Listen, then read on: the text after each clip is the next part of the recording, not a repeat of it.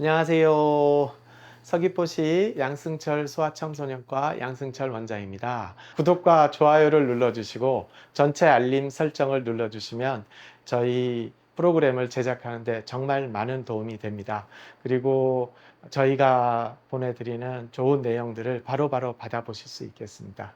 구독과 좋아요, 알림 설정 부탁드립니다. 오늘은 저번 시간에 이어서 초기 이유식에 대해서 설명을 드리고자 합니다. 예전에는 이유식을 보통 만 4개월에서부터 시작해서 쌀미음부터 시작하고 만 6개월 지나서 죽 형태로 시작하는 것을 원칙으로 하고 있었는데, WHO에서 이유식 기준이 좀 변경이 됨에 따라서 요즘은 처음 이유식을 시작할 때도 어느 정도 알갱이가 있는 질감이나 맛을 느낄 수 있는 그런 죽 종류로 시작하는 것을 권장하고 있습니다. 그리고 이유식은 처음에 한 번에 약 30에서 80g을 먹일 수 있도록 하고, 초기 단계에는 수유 횟수는 분유나 모유의 경우 하루에 4에서 6회를 권장하고 있고요. 그리고 수유량은 분유 기준으로 하루에 800에서 900ml를 권장하고 있습니다. 물론 권장 기준은 아이들마다 모두 다를 수가 있기 때문에 아기가 체중이 잘 늘고 있는지를 잘 체크하시는 것이 이런 권장 기준보다 더 중요하다고 하겠습니다. 그래서 조금 덜 먹더라도 체중 증가가 잘 되고 있다면 크게 문제가 되지 않을 것이고요. 그리고 이런 초기 이유식 단계에는 질감이나 맛을 느끼게 하고 고형물을 삼키는 방법을 익히는 시기이지, 그 양을 늘려서 영양면에서 도움이 되게 하려는 그런 목적은 아닙니다. 너무 한 번에 양을 많이 먹이려고 시도하지 마시고 아기가 원하는 양만큼만 먹이고, 그리고 아기가 원하지 않으면 바로 중단해서 아기가 처음 이유식에 적응하는데 억지로 먹이면서 힘들게 이유식을 시작하지 않도록 조심하셔야 되겠습니다. 그리고 초기 이유식은 처음 음식을 먹을 때 나타날 수 있는 알러지 반응을 관찰하고 먹는 습관을 길러주는 그런 중요한 시기이기 때문에 양에 신경 쓰지 마시고 맛을 느끼게 하고 먹는 습관을 들이는데 주의를 두시면 되겠습니다. 처음으로 이제 초기 이유식을 시작하는 시기는 처음 수유 후에 다음 수유하기 전인 보통 오전 10시경을 권장하고 있습니다. 이유식을 먼저 먹이고 나서 이어서 모유나 분유를 충분히 먹인다면 가장 좋을 것이고요. 그런데 가끔은 애들마다 차이가 있어서 너무 배고플 때 이유식을 잘 안 먹는 아이들도 있을 수 있습니다.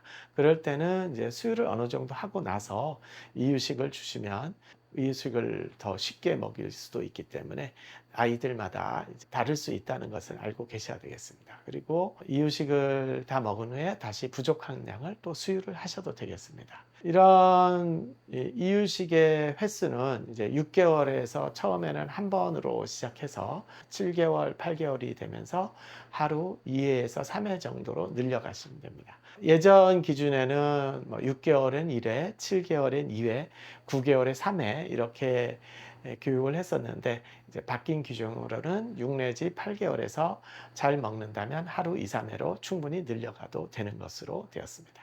그리고 예전에는 미음 형태로 시작을 했지만 이제는 처음 시작 시부터 이제 으깬 반고형식의 질감이나 매우 부드러운 죽과 같은 형태의 음식으로 시작하는 것을 권장하고 있습니다. 처음부터 너무 액체식으로 된 미음만을 주게 되면 오히려 이제 반고형식을 먹을 때 거부감을 느낄 수 있기 때문에 그렇습니다.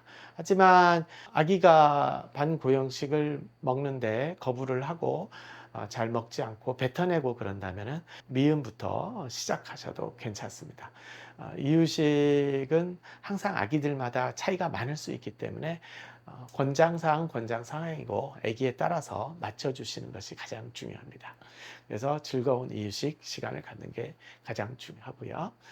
그리고 삼키기 힘들어하거나 구역질을 하거나 뱉어내거나 그러면은 지금 주는 것보다 조금 더 묽게 주시고 서서히 그 질감을 올려주시면 되겠습니다. 그리고 초기 이유식에서 가장 중요한 것 중에 하나가 철분 공급입니다. 철분이 이제 만 6개월부터 부족해질 수 있는 시기이기 때문에 만 6개월부터는 쌀 종류를 먼저 먹인 다음에 그 다음에 바로 고기를 추가해서 줄 것을 권장하고 있습니다. 고기에 철분이 가장 많이 들어있기 때문이죠. 그리고 오트밀을 먹이시는 것도 철분 함량이 높아서 도움이 될 수 있습니다. 보통 매일 하루에 10g 정도의 철분을 공급하는 것을 권장하고 있습니다. 그리고 만 7개월부터는 5가지 식품군을 골고루 먹일 수 있도록 이제 선정을 해 주시는 게 좋은데, 채소, 과일, 곡류, 단백질, 유제품 이런 것이 골고루 먹일 수 있도록 식단을 짜는 것이 굉장히 중요하겠습니다.